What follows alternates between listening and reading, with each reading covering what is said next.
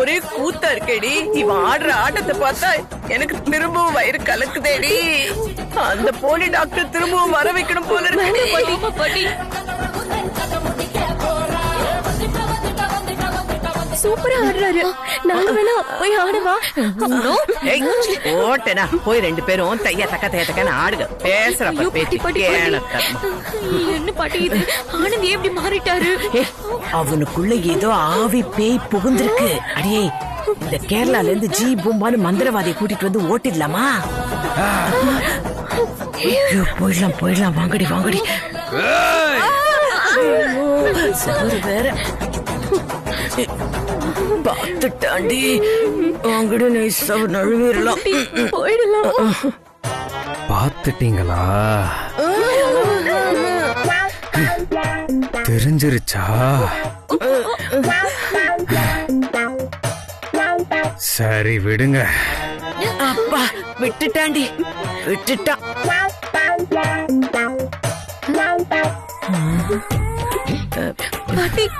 தம்பி, என்னப்பா இது கோலம்? பொம்பளை மாதிரி புடவை கட்டிக்கிட்டு. பொம்பளைனா புடவை கட்டித்தான் ஆகணும்.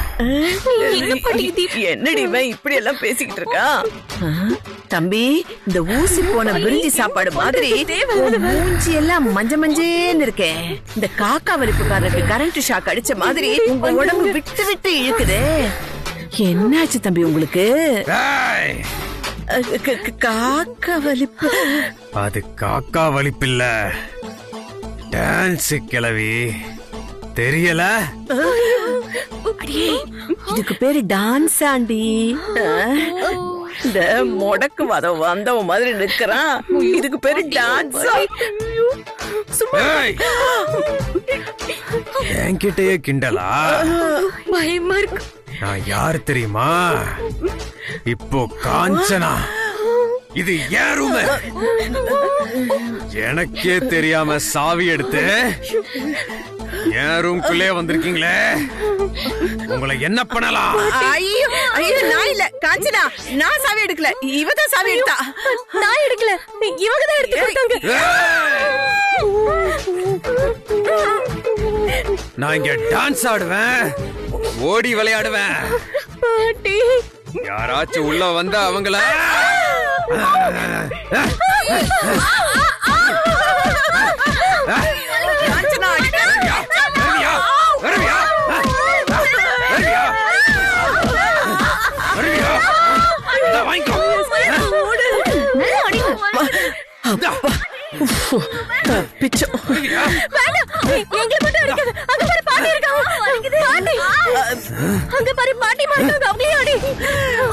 அடியே நாசமா போறவளை என்ன ஏடி மாட்டி விட்ட? இல்லப்பா, நான்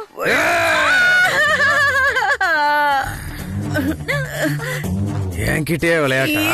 காஞ்சனா விளையாடுவோமா? வேண்டாம் காஞ்சனா. விளையாடுவோமா? காஞ்சனா இல்ல. பாட்டி நல்லா அடி வாங்குறாங்கல்ல. நல்ல போடு. அவளுக்கு சிரிக்கிறாங்க. அவளுக்கு வெட்டு, அவளுக்கு வெட்டு.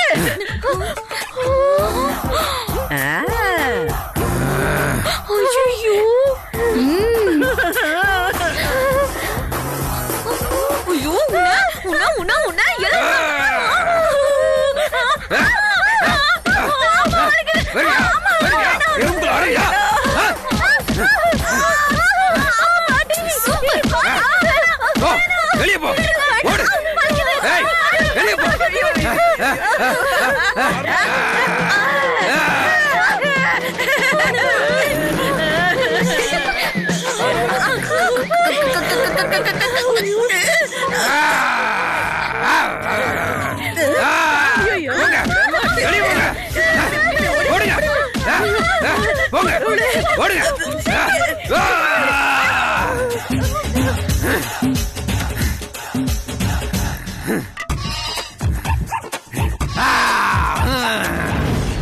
ஐயோ, வாயிலேயே அடிக்கிறாண்டி அந்த ஆனந்த் பையன்.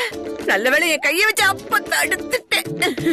இன்னைக்கு மத்தியானத்துக்கு பிரியாணி செய்ய சொல்லி இருக்கேன். அதை சாப்பிட முடியாம போயிருக்கும். அப்பப்பப்பப்பா, உடம்பெல்லாம் வலிக்குதே.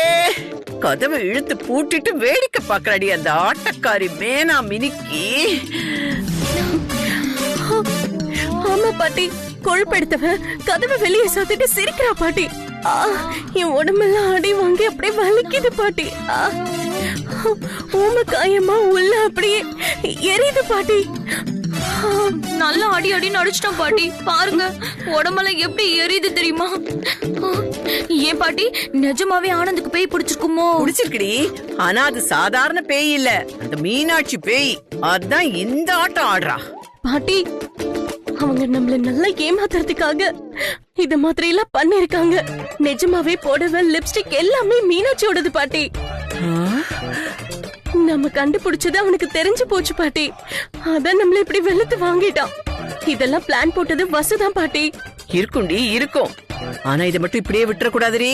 மீனாட்சிய புத்திசாலித்தனமா அவன் மறைச்சிடலாம், ஆனா அந்த கெட்டப்ப அவ்வளவு சீக்கிரம் மறைக்க முடியாது. நாம இப்பவே போய் அர்ஜுன் கிட்ட சொல்லிடுவோம், அவனை அழைச்சிட்டு வந்து காட்டுவோம். நிஜமாவே அவனுக்கு பேய் பிடிச்சிருந்தா அர்ஜுன் கிட்ட சொல்லி விரட்டுறதுக்கு ஏற்பாடு பண்ணலாம். அவனுக்கு கண்டிப்பா பேய் பிடிச்சிருக்கு பாட்டி. ஆமா பாட்டி, கரெக்ட். நான் கூட அததான் நினைச்சேன். இனிமே நினைச்சு என்னடி பண்றது? வாங்கடி, யாரும் பார்க்காத இடத்துக்கு போய் குப்புற படுத்துக்கிட்டு ரெஸ்ட் எடுப்போம்.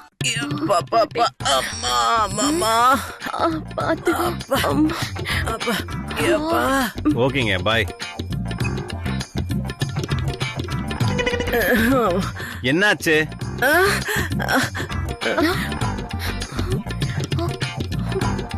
என்ன 3 பேர் ஒரு மாதிரி இருக்கீங்க?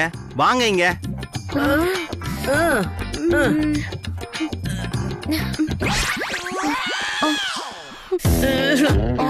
அர்ஜுன், ஆனந்துக்கு பேய் பிடிச்சிருக்கு. பேய் பிடிச்சிருக்கா? ஆமா அர்ஜுன். என்ன சொல்ற? ஆமா தம்பி, லிப்ஸ்டிக் போட்டுக்கிட்டு உதட்டு இப்படி வச்சுக்கிட்டு மூஞ்சி எல்லாம் மஞ்சள பூசிக்கிட்டு லக லக லக லக லக லக லக லக அப்படின்னு பேசுறாரு தம்பி. ஐயோ, நீங்க மட்டும் வந்தீங்கன்னு வச்சுக்கோங்களேன், சிபிஐ மாதிரி கேள்வி மேல கேள்வி கேட்கலாம். நாங்க ஏதாவது கேட்டா பெரப்ப வச்சுக்கிட்டு வெளுத்து வாங்குறாரு தம்பி. இத பாருங்க, காமெடி காமெடி. சின்னது அடி வெளுத்துட்டானா? ஆமா தம்பி, உடம்பெல்லாம் உலக்கையால் அடிச்ச மாதிரி வலிக்குது. இல்ல பாட்டி, அடிக்கடி நீங்க உடம்பு வலிக்கு சொல்வீங்கல்ல, அதான் அவன் எதமா ஒத்தடம் கொடுத்திருக்கான். ஐயோ தம்பி, இதெல்லாம் ஒத்தடமே இல்ல. இந்த மார்கழி மாசத்துல கச்சேரியில இப்படியே கட வாசிப்பாங்கல்ல, அந்த மாதிரி எங்க 3 பேர் முதுகுலையும் இந்த வீடு துடைக்கிற குச்சியை வச்சு அடி அடின்னு பொழந்துட்டான் தம்பி. ஐயோ, சும்மா லூஸ் மாதிரி வளராதீங்க, என்னால நம்பவே முடியல. ஆனந்த் இந்த மாதிரிலாம் பண்ணணும் தெரியல அர்ஜுன், நிஜமாவே பேய் பிடிச்ச மாதிரி தான் நடந்துக்கிறாரு. புடவெல்லாம் கட்டி காஞ்சன மாதிரி ஆடுறாரு. பார்க்கவே ரொம்ப பயமா இருக்கு. நீங்க வேணா வந்து பாருங்களேன். வாங்க அர்ஜுன், வாங்க. இந்த ஃபைல பாருங்க, வாங்க, அப்புறமா வாங்க. அந்த ஃபைல பாருங்க. நீங்க தான் ரெண்டுத்தையும் எங்களை முழுசா முடிச்சு காப்பாத்திக்கோ. சொல்லுங்க, அண்ணன் கிட்ட கைட்டு நான் வாங்கி தரேன். எப்படி?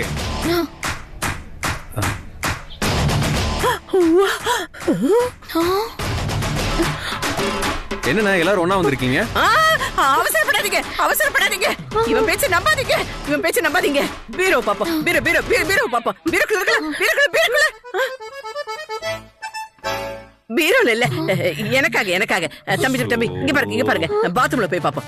எனக்காக ப்ளீஸ் ப்ளீஸ். வாங்க அர்ஜுன், வாங்க ப்ளீஸ். பாருங்க தம்பி, பாருங்க பாருங்க பாருங்க, நல்லா பாருங்க, நல்லா பாருங்க. ஐயோ, என்ன பண்ணான்னு தெரியலையே. எங்க காணோம்? ஐயோ,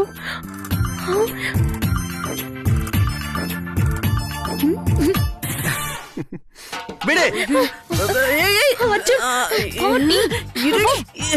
அண்ணா, என்னண்ணா என்னாச்சு? இருடா, நீங்க சொல்ற மாதிரி எதுவுமே இங்க இல்ல, எல்லாமே கரெக்டா இருக்கு. அண்ணா என்னண்ணா, கொஞ்சம் புரிய முடியாது சொல்லுங்கண்ணா. டேய் ஆனந்த், நீ புடவையை கட்டிட்டு லிப்ஸ்டிக் போட்டுட்டு முகத்துல மஞ்சள் எல்லாம் பூசிட்டு டான்ஸ் ஆனதா இவங்க சொல்றாங்க.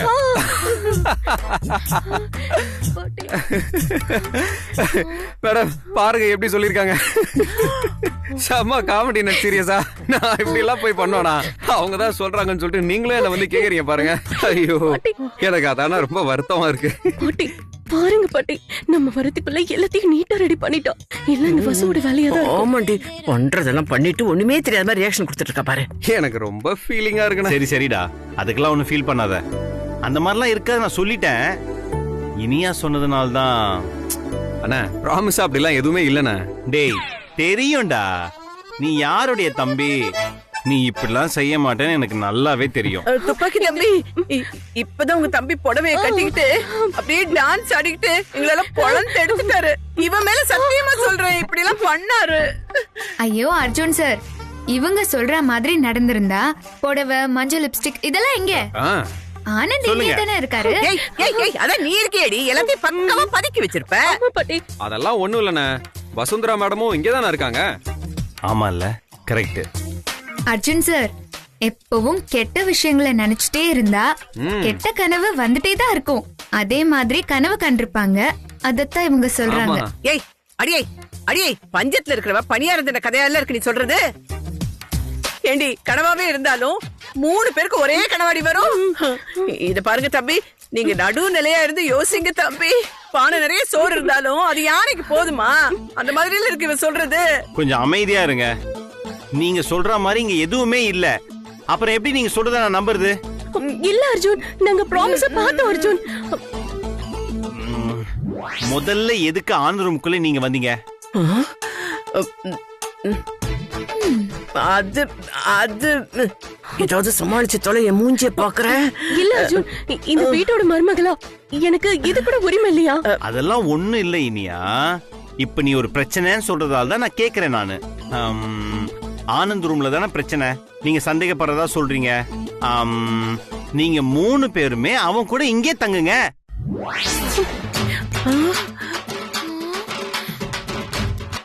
மறுபடியும் ஏதாவது பிரச்சனை வந்துச்சுன்னா எனக்கு ப்ரூஃபோட காமிங்க, என்ன ஏதுன்னு கேக்குறேன். இங்கதான்டா இருந்தாங்க, எங்கடா போனாங்க?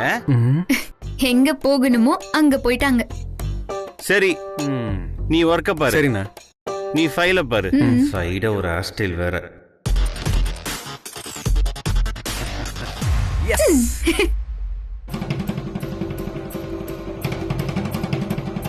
ஏ நக்ஷத்ரா, ஏண்டி எதையோ பறி கொடுத்த மாதிரி சோகமா இருக்க? விளக்கு பூஜை நல்லபடியா முடிஞ்சா அடுத்து கல்யாணம் தானே. ஆனந்த கல்யாணம் பண்ணிக்க போறியங்கிற திருப்தியில நான் இருக்கேன்.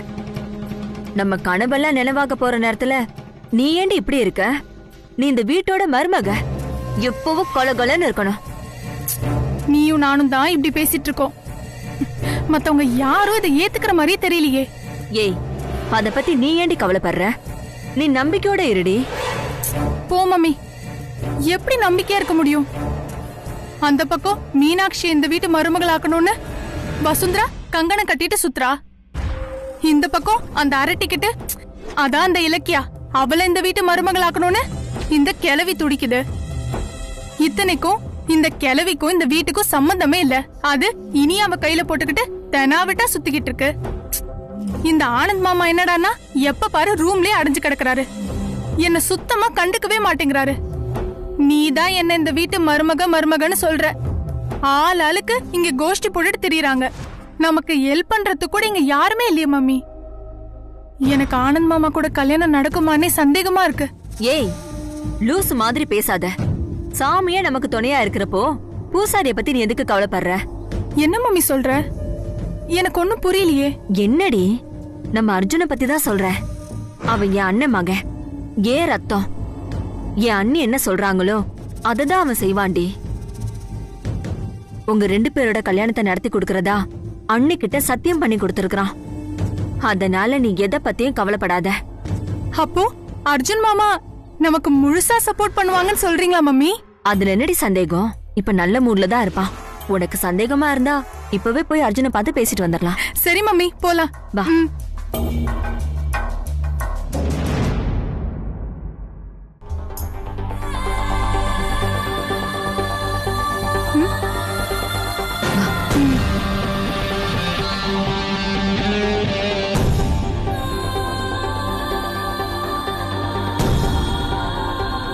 என்ன பேபி, என்ன தெரிந்த நேரத்துல சொல்லுங்க.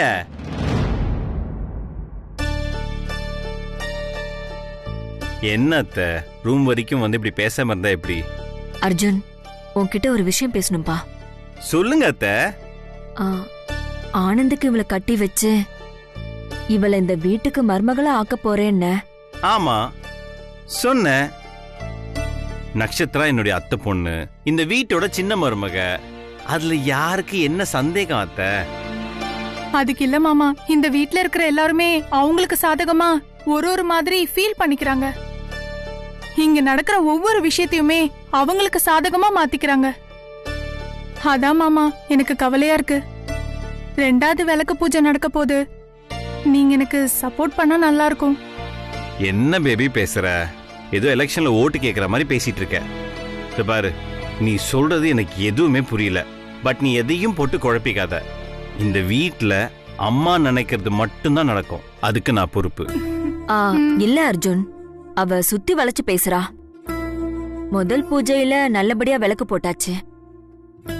அதே மாதிரி 2வது பூஜையிலயும் நல்லபடியா ஆனந்த் கூட சேர்ந்து விளக்கு போடணும். அத நீ கூட இருந்து பாத்துக்கணும்னு நினைக்கிறா. பேபி, நீ எதை பத்தியும் கவலைப்படாத. உனக்காக நான் என்ன வேணாலும் பண்ணுவேன். பூஜையில ஆனந்தோட சேர்ந்து நல்லபடியா விளக்கேத்துவேன். அதை நான் பாத்துக்கிறேன். போதுமா? தேங்க்ஸ் மாமா, எனக்கு இது போதும். இது பாரு பேபி, இந்த பூஜை விவகாரத்துல எனக்கு பெருசா எக்ஸ்பீரியன்ஸ் எதுவும் இல்ல. ஆனா உனக்காக நான் கூகுள்ல சர்ச் பண்ணி இந்த பூஜை எப்படிலாம் பண்ணணும்னு பார்த்துட்டு உன்கிட்ட சொல்றேன். நீ கலக்கிடு. நான் அப்பவே கேட்கணும்னு நினைச்சேன். இப்பெல்லாம் நீ ரொம்ப அழகா கியூட்டா கல்யாண கலையா? ஏய் போங்க மாமா.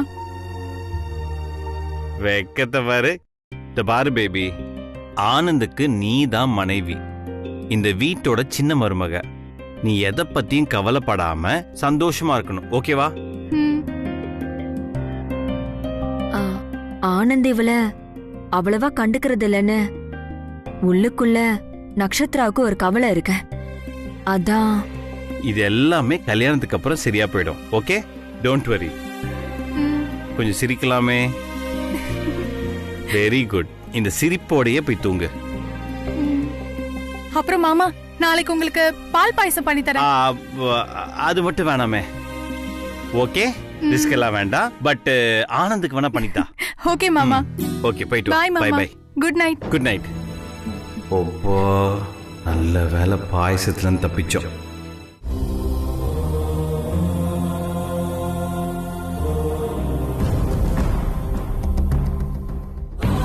எப்படியோ ஒரு வழியா சென்டிமெண்டா பேசி அர்ஜுன சரி கட்டியாச்சு. அர்ஜுன் சொன்னானா எங்க அண்ணியும் ஒத்துக்குவாங்க. கிட்டத்தட்ட பாதி கல்யாணம் நடந்த மாதிரிதான். அதே மாதிரி பாதி சொத்தும் வந்த மாதிரிதான். இனிமே நாம அமெரிக்கா போக வேண்டிய அவசியமே இல்ல. நீ ரிலாக்ஸ்டா இரு நட்சத்திரா. உனக்கு சந்தோஷமா?